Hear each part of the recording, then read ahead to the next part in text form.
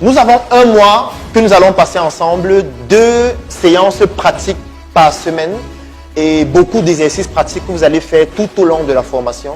Aujourd'hui, c'est le module 1. Apprendre à apprendre, c'est la première chose que nous allons voir dans le module 1 de cette formation. Ensuite, nous allons voir comment passer d'une idée à un projet. Ça, c'est la deuxième chose que nous allons voir. La troisième chose, c'est mes compétences entrepreneuriales. Quelles sont vos compétences entrepreneuriales?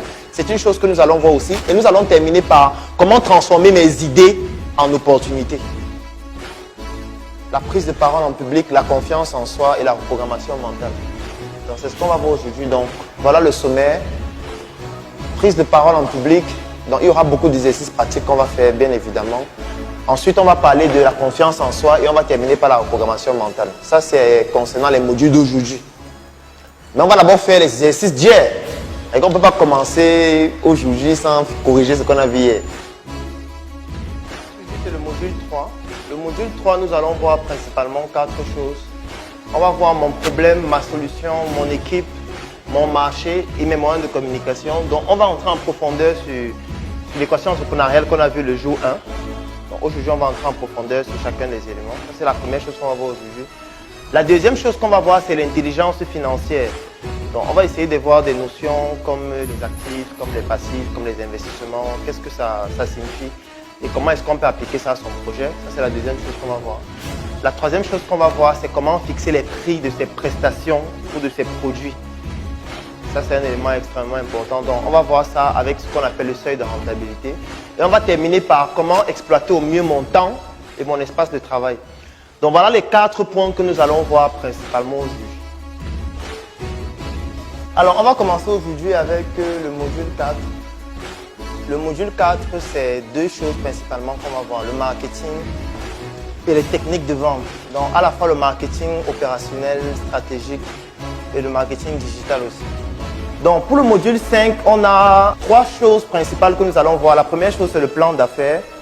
La deuxième chose, c'est le patriotisme économique et le communautarisme économique. Et la dernière chose, c'est l'intelligence économique et l'espionnage industriel. Donc, voilà les 3 principaux modules que nous allons voir aujourd'hui.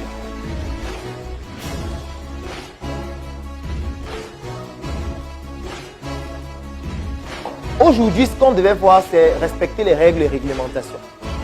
Comme première chose. C'est uniquement quand vous avez déjà un business model que vous devez penser à la formule juridique que vous devez choisir de façon progressive. Et la formule juridique, je choisis en fonction des spécificités de l'entreprise. Ce n'est pas au hasard. Ne vous lancez pas dans une aventure en disant que ok, je vais créer la SARL, je vais créer la SA, je vais créer la SAS. Juste parce que vous voulez montrer à vos amis que oui, j'ai aussi créé mon entreprise. Juste à vous filmer avec le document et mettre sur Facebook que enfin, il vient de légaliser pour fermer quelques semaines après.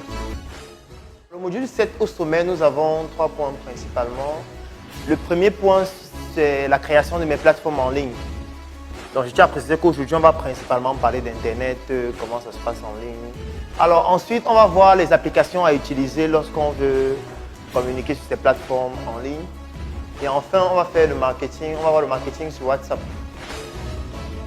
Donc, la première chose qu'on va voir, c'est un récapitulatif de toute la formation. Ça veut dire tous les modules qu'on a vus depuis le début. On va essayer d'en faire un résumé. Ça, c'est la première chose qu'on va faire. Ensuite, j'ai ajouté les erreurs à éviter. Donc, quelles sont les 20 principales erreurs à éviter quand on veut se lancer dans un projet?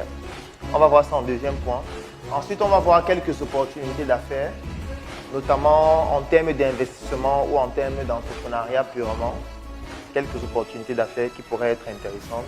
Et on va terminer par le suivi, l'accompagnement, les supports et tout ce que ça comporte. J'ai besoin de personnes qui viendront témoigner en fonction des résultats qu'elles ont déjà obtenus depuis le début de la formation. Bonsoir à tout le monde. Pour ce qui est du chiffre d'affaires depuis le début de la formation, en ligne, j'ai eu à réaliser un chiffre d'affaires de 25 000 francs.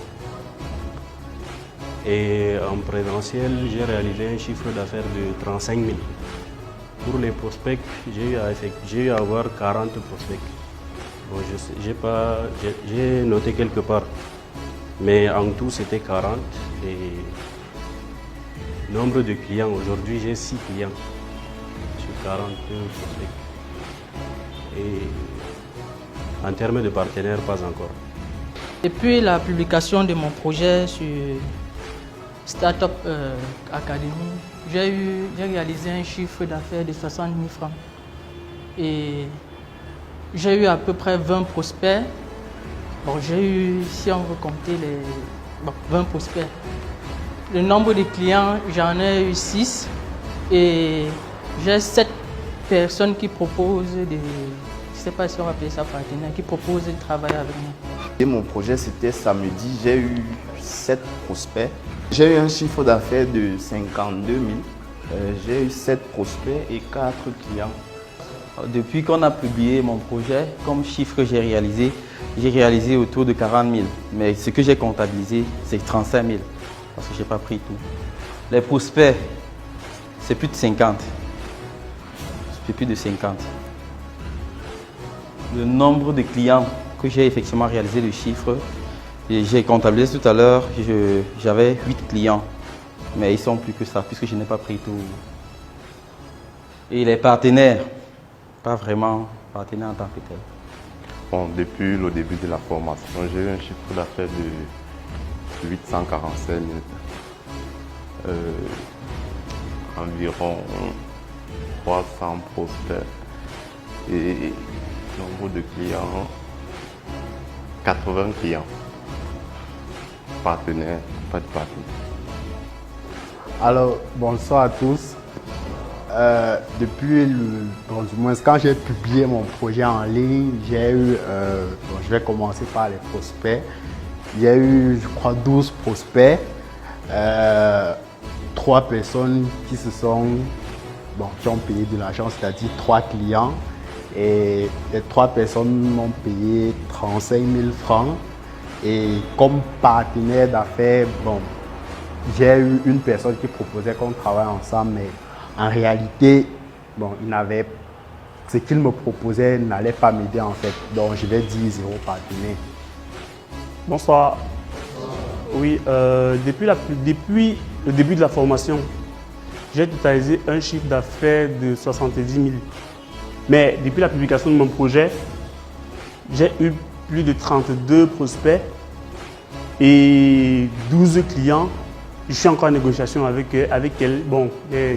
Parmi les 12 clients, j'ai 3 clients qui veulent que je les dispense des cours de graphisme à domicile.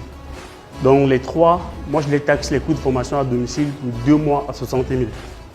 Donc on en discute encore. Je vais rencontrer certains samedi après-midi et on va en discuter. Mais elles vont valider. Donc du coup. On a des résultats qui sont plutôt encourageants. Pour moi, ce qui m'importe, ce ne sont pas les chiffres. Ça, c'est un détail. Ce qui est important, c'est de passer à l'action. Ce qui est important, c'est de mettre sur pied des initiatives. Ce qui est important, c'est ça. Les chiffres, vous allez les améliorer progressivement en faisant. Et ce qui est plus important, c'est que si on décide de faire quelque chose, il faudrait vraiment qu'on fasse cette chose-là avec toutes les contraintes que ça impose.